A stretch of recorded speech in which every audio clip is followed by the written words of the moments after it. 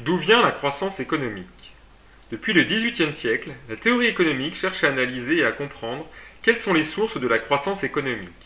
C'est ainsi que plusieurs origines de l'enrichissement des nations ont été successivement mises en évidence.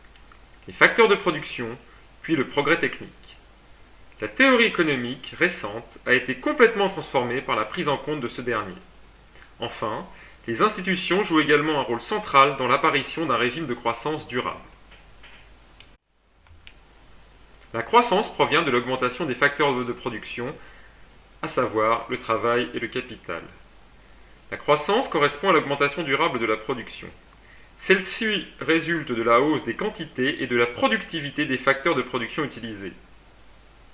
Les facteurs de production sont donc les ressources mises en œuvre pour produire. Logiquement, employer plus d'hommes, facteur travail, ou plus d'équipements, facteur capital, permet de produire plus. Le facteur travail regroupe le temps, l'énergie et les compétences propres à un actif qu'il va offrir sur le marché du travail. La quantité de travail présente dans une économie résulte de la population totale, à savoir si cette population est très importante, le nombre potentiel d'actifs l'est également, du taux d'emploi, c'est la proportion d'actifs occupant un emploi rapportée à la population en âge de travailler.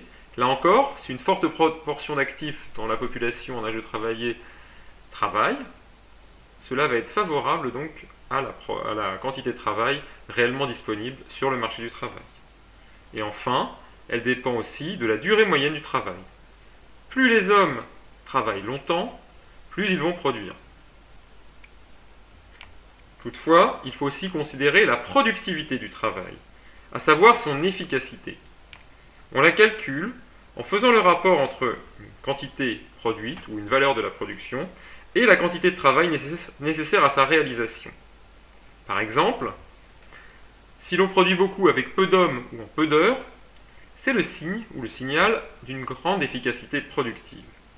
Donc pour résumer, la quantité et la productivité du travail sont donc des sources de croissance importantes.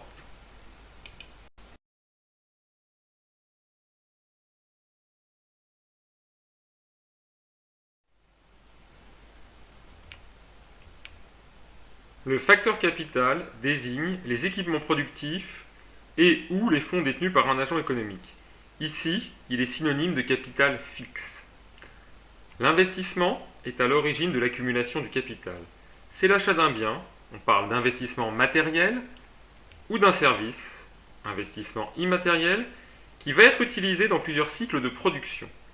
L'investissement correspond donc à l'augmentation du stock de capital fixe. Le capital peut être privé ou public. Dans tous les cas, il joue un rôle moteur dans la croissance économique. Les achats de biens de production durables, comme les machines, les ordinateurs, les véhicules, les locaux, par les entreprises privées correspondent à l'investissement matériel productif. Si ces biens sont nouveaux, ils incorporent du progrès technique, ce qui modernise le stock de capital et en élève la productivité. Les nouvelles machines sont par exemple plus performantes. Les entreprises augmentent ainsi leur capital technologique. Les investissements publics permettent également d'accroître et de moderniser le capital public. Ils concernent les infrastructures de communication et de transport notamment, mais aussi les investissements dans la recherche, l'éducation ou la santé. L'accumulation du capital privé et du capital public stimule donc la croissance. Cependant, les facteurs de production, capital et travail, n'expliquent pas à eux seuls la totalité de la croissance. Une partie de celle-ci, les économistes appellent cela un résidu, un reste, demeure inexpliquée. Il y a donc un troisième facteur.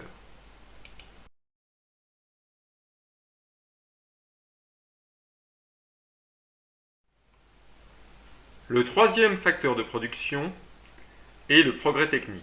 Donc la croissance provient également du progrès technique. Les économistes ont nommé ce troisième facteur productivité globale des facteurs. Elle mesure l'efficacité avec laquelle une économie utilise l'ensemble de ses ressources productives. On ne peut la mesurer que par déduction. Sa hausse correspond à la partie de la croissance qui n'est pas directement expliquée par la hausse des quantités de facteurs travail et capital. C'est donc un résidu. Par exemple, sur une période donnée, si la croissance dans un pays est de 5% et que les hausses de quantité de facteurs capital et travail n'expliquent que 3 points de ces 5%, les 2 points restants, 5 moins 3, correspondent à la productivité globale des facteurs. La théorie économique l'interprète comme le résultat du progrès technique, soit l'ensemble des innovations affectant les processus de production ou les produits.